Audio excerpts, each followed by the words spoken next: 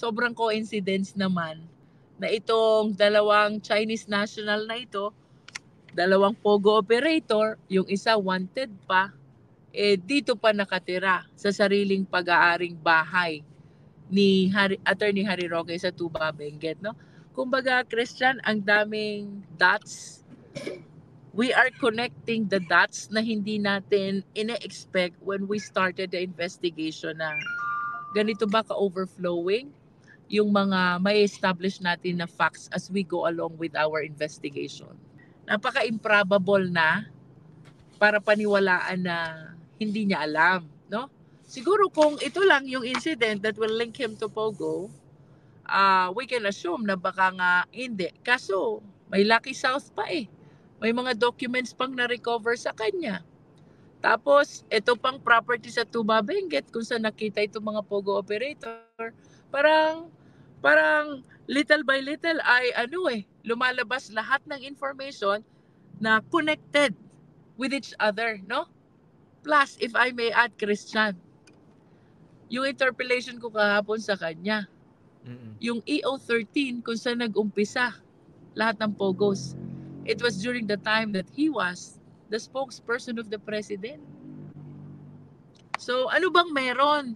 Bakit naman timing na 2017, spokesperson siya ng president, nilabas yung EO13, pagkatapos may nahuling Chinese national sa Tuba, Benguet, Pogo operator, property pala niya.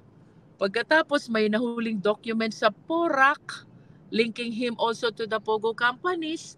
Pagkatapos may Kasiong na connected pala dito sa Lucky South na dinideny niyang he is lawyering for. Parang, Christian, nagsabay-sabay na eh. Na if taken together, no? If taken together, there is no other reasonable conclusion but to think na may connection between him and all these Pogos.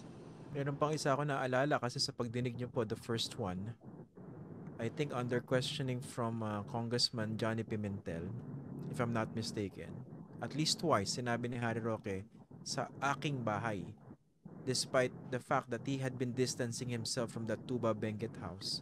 Pero siya mismo nadulas sa aking bahay. Gaano po ba ka-crucial yun?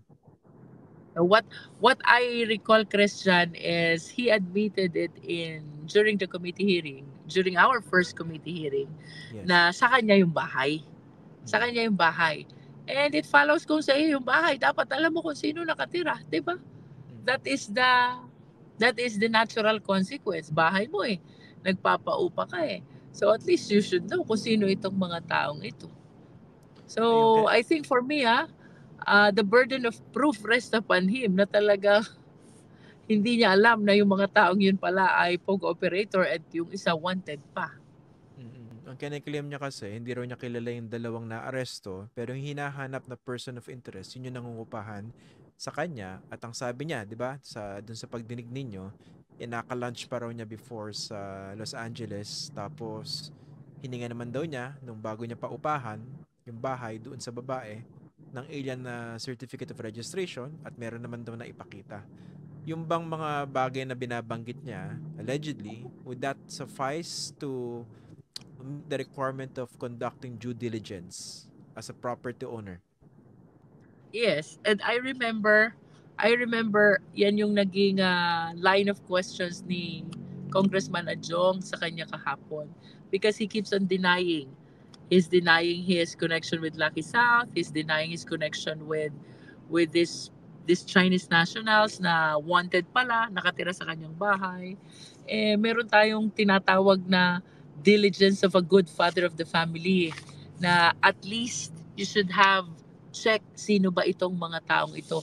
Magpapapasok ka ng ibang tao sa sarili mong bahay, hindi mo ba i-check muna kung sino sila? So I think the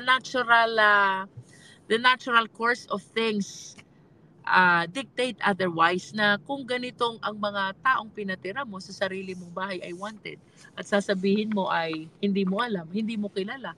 Pagkatapos all along i-admit mo na naka-lunch mo pa in the past sa LA, how else will you deny that?